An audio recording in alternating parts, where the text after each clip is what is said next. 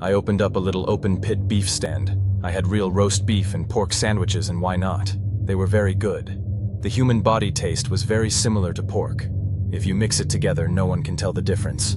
Everything was going pretty good until I ran out of my special meat, so I lured another bitch up to my trailer. I got her in there and started to rip her clothes off and knocking the hell out of her. She was screaming, but there was no one around to hear her except me, and I just kept on laughing at her. I turned around for a split second, and that was my mistake, for she ran out the door before I could get to her.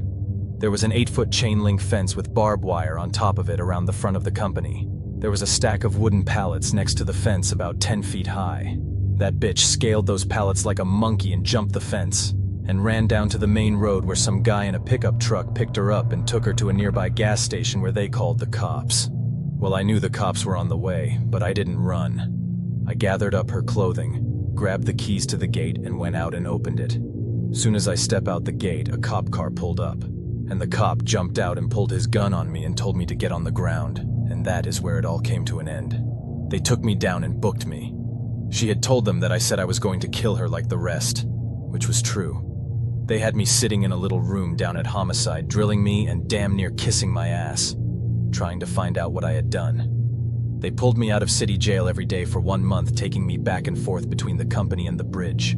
I had them going crazy over at the company, digging up the remains of those 2 bitches there, 'cause I had their remains buried in 7 different holes. The only thing I feel bad about in any of this is I didn't get to murder the 2 motherfuckers I was really after. And that's my ex-old lady and the bastard she got hooked up with. Well, that's my story. Horrible, but true. So the next time you're riding down the road and you happen to see an open-pit beef stand that you've never seen before, make sure you think about this story before you take a bite of that sandwich. Sometimes you never know who you may be eating. These words are from an unverified jail confession by Joe Metheny, the serial killer who allegedly sold human meat burgers. In this week's episode, we dive into his life and crimes, but be warned, this story is extremely dark and disturbing.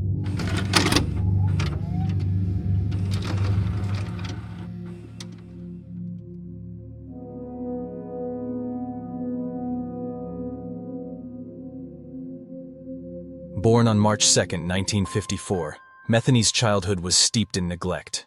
His mother was forced to work multiple jobs as a barmaid, waitress, and food truck driver to provide for her 6 children, while his father struggled with alcoholism and was prone to violent outbursts. As a result, both parents were largely absent from his life. And by the age of 6, his father had been killed in a car accident. Metheny himself made claims that he frequently went hungry and was put into homes throughout his childhood. But his mother denied this, stating her children never went without food and had never been sent to any kind of foster homes, and that they actually had a relatively normal childhood. She even claimed that Metheny was smart and polite and excelled in school. Other accounts, however, have claimed he was disruptive and aggressive throughout his education, and that he struggled with authority and being told what to do. At some point, his family moved to Essex, a suburb in Baltimore. But beyond that, very little is known about Metheny's early years, though it has been claimed he was involved in petty crime as a teenager, such as burglary and vandalism, and that he exhibited violent tendencies from a young age. What is known, however, is that in 1973 he joined the army, and it was during this period that he became addicted to heroin and crack. Following his discharge, Metheny became homeless, living in makeshift homeless camps in South Baltimore, and took on various blue-collar jobs, including positions at factories, sawmills, and as a truck driver. At this time, Metheny was known ironically to his friends as Tiny, given he was actually a hugely overweight man standing at 6'1" tall.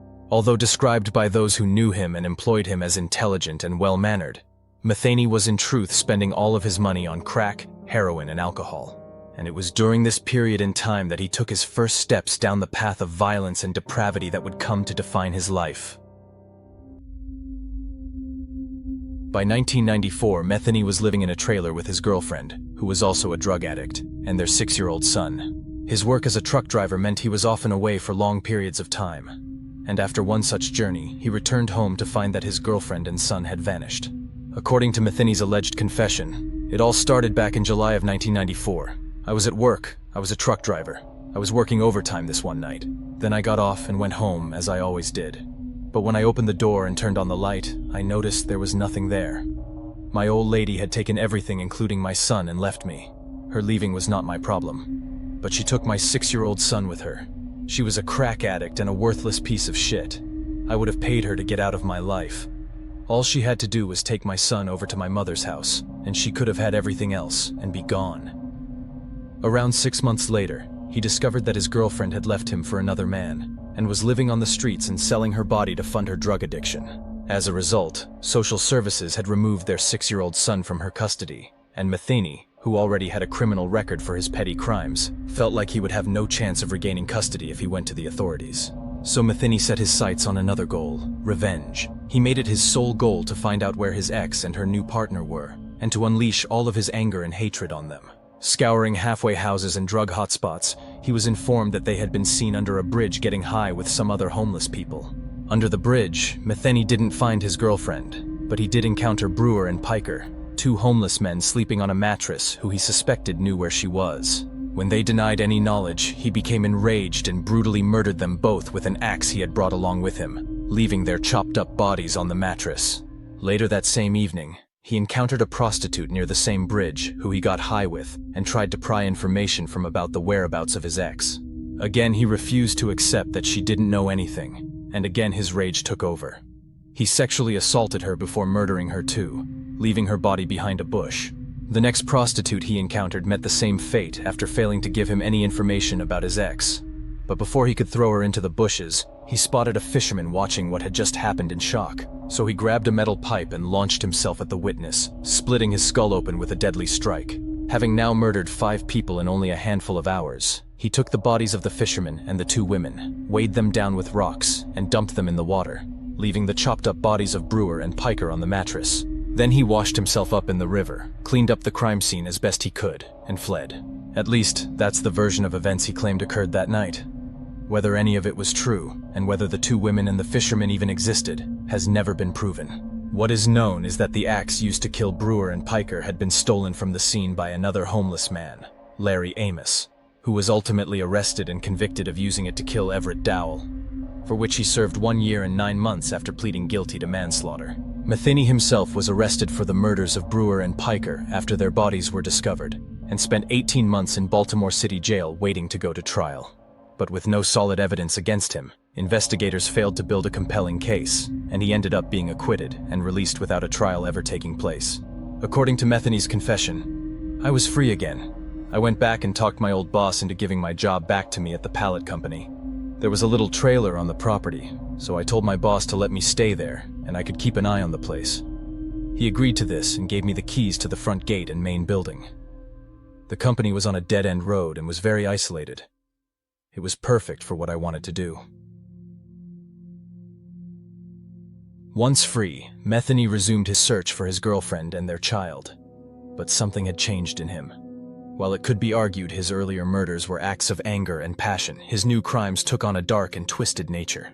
The Joe Son Pallet Company, where he worked and lived, was a gated area around the size of a square city block, with a warehouse and office surrounded by thousands of wooden pallets, adjacent to a wooded area. There were no other employees there at night, and very little pedestrian traffic at any time. It was literally a place where no one would hear you scream. In December of 1996, Metheny lured Rita Kemper to his trailer, where he shared drugs with her before attempting to sexually assault her. According to Rita, when she refused to have sex with him and ran out of the trailer, he chased after her, beat her, and dragged her back, stating, "I'm going to kill you and bury you in the woods with the other girls." Thankfully, she managed to escape through a window in the trailer, and this time was able to flee the scene and report what had happened to the police. Mere days later, the police received a tip that Metheny was hiding the body of another victim at the factory he was working at, and had asked the tipster to help him get rid of it. It seemed evident that Rita was not Metheny's first victim since his release from jail. So when the police arrived to arrest him for assault and potential murder, they expected to face resistance from the ginormous suspect they were tasked with apprehending. Instead, they received a stunning and horrifying confession, with Metheny telling them, "I'm a very sick person."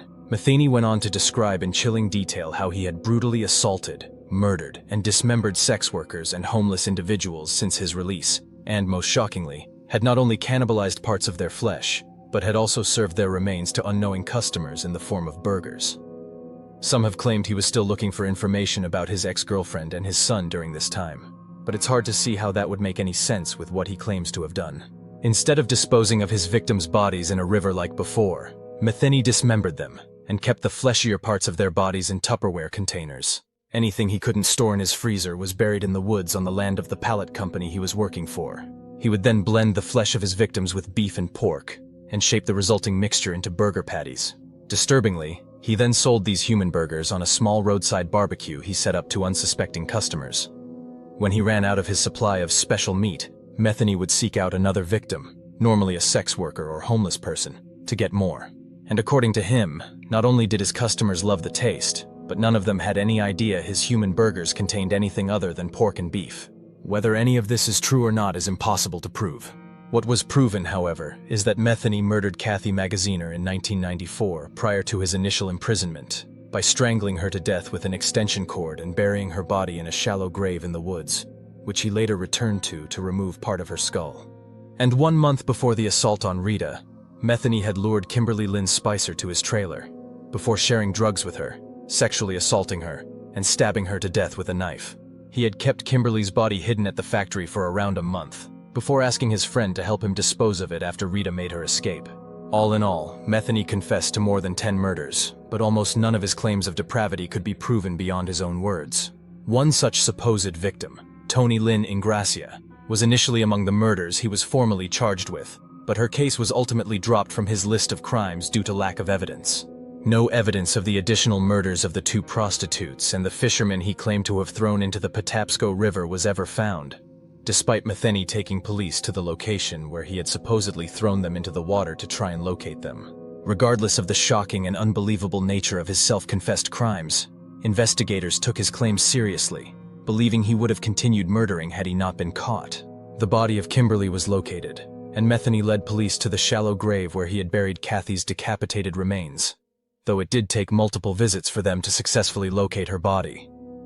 Despite missing most of the skull, they were able to identify her through dental records.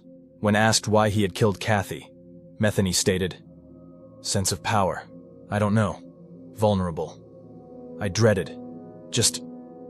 I got a rush out of it.